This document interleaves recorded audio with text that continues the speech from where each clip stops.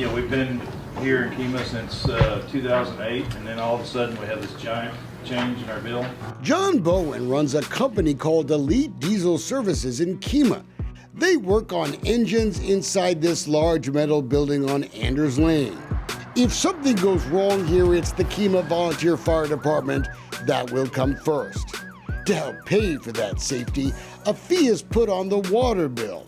Until September, it was as low as $10 a month. Wait till you see what it is now. $10 a month to $510 a month is a pretty significant change. So basically, we're being forced to carry what to us is an unfair portion of the fire department bill. We know why John Bowen was taken by surprise. Dallas County Water Control Improvement District number 12, a meeting will convene. The fire fee was raised at this September meeting of the Board of Directors of WCID 12. By law, they have to post their agenda publicly 72 hours in advance. But look what it said, quoting, amendment to rate order. That's it. No mention of raising fees. An email shows that WCID President Matt Wiggins knew this was going to be controversial. Quoting, there are going to be some people hollering on this stuff. To suddenly spring this on somebody that was a obscure little document just doesn't seem right to a business owner in this community. I don't read the statutes. I am for the United States of America. Wonder if founding father James Madison would have gotten the joke. Madison's quoted in the 2020 Open Meetings Handbook put out by the Texas Attorney General, quoting, democracy without information was but prologue to a farce or a tragedy. It's a tragedy for John Bowen, all right. The increase will cost his family business $5,000 in a year. It's rather a shock to suddenly have your whole budget skewed. I went to law school, and when I got out of law school, I said I'm never going to read another case, and hopefully I won't read very many statutes. And I've tried to keep doing that. Maybe Mr. Wiggins should read up on James Madison. No one could be more disappointed than myself. There's another reason WCID 12 didn't warn the Bowen family. Matt Wiggins was literally making changes to particular commercial accounts by himself, even at the last minute. I moved some of them down, some of them went up. Can we see the list? Sure. Even elected water board members were seeing these numbers for the very first time. Within minutes, they'd vote anyway. We asked about the numbers because folks in Kemah know Matt Wiggins owns a lot of property in town. From bed and breakfast to a restaurant in the heart of the entertainment district to the land this boat rental place sits on. Wiggins even owns part of the land the Kemah Boardwalk sits on. That must be worth a lot. Did any of your properties go down? I don't think I messed with any of mine. Well, let's jog his memory, shall we? 12 different commercial properties on that very list are owned or controlled by Matt Wiggins. 8 of the properties, they have new fees. And guess what? Virtually all of the new rates saved Matt Wiggins and his tenants money. The fire fees on all his properties could save nearly $4,000 a year. Bet you Mr. Bowen would like that deal better. Your properties may have saved about $3,000 or $4,000 in a year. No, that's not true.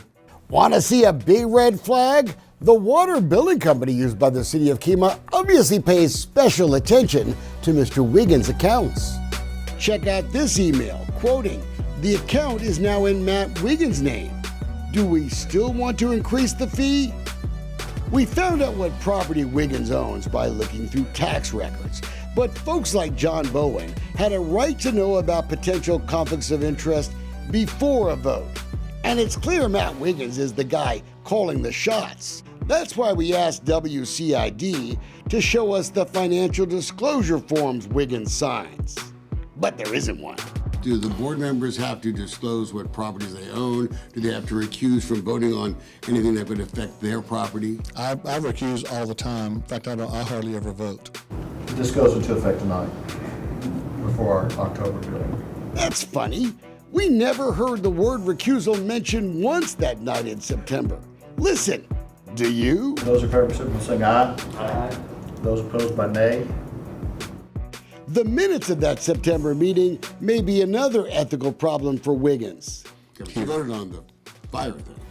No, I think I recused myself that night. You I probably did not. Fun never stops at Kemah Boardwalk. Kemah has to protect millions of people who come down to the popular boardwalk. But no one at the WCID meeting questioned why so many properties on this lucrative boardwalk were getting their fire fees lowered to the tune of $75,000 a year. That's their numbers, not ours. It shows the aquarium restaurant will pay more than 50% less. And look at the Boardwalk Inn. Their fire fee has been $5,560 a month. The new fee, look, it's set at $150. Seems awfully curious because the 3-story Boardwalk Inn has 54 rooms. We don't have anything to hide. Matt Wiggins owns Seaside Inn at 503 Bay. It's a bed and breakfast. But look at this.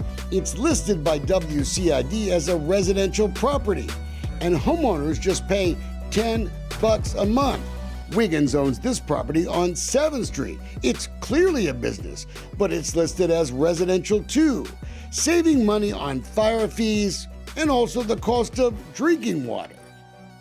There's one of the entrances to the Kemah Boardwalk that you see, completely inundated with water. Folks in Kemah must have a short memory. Matt Wiggins became mayor after it took a direct hit from Hurricane Ike. His land deals came under fire then too. Apparent conflicts of interest, failure to disclose. Where have I heard that before? Hurricane victims along Highway 146 wanted to rebuild their damaged homes, but Kemah said no. Turned out Wiggins wanted to buy their properties. The DA, the FBI, all were digging into the records. Wiggins escaped criminal charges then, but was later voted out of office. But he's back. There is no way that a leopard can really change its spots. You know what they say about leopards, don't you? That's what it is, man, when you work. What are you disclosing, man? Good point. He's not disclosing anything. I'm not disclosing nothing. I said disclosing, not exposing. Boy, that was kind of weird. Betcha Ben Franklin knows why we're warning residents in Kemah again. At last, someone sees the truth of the matter.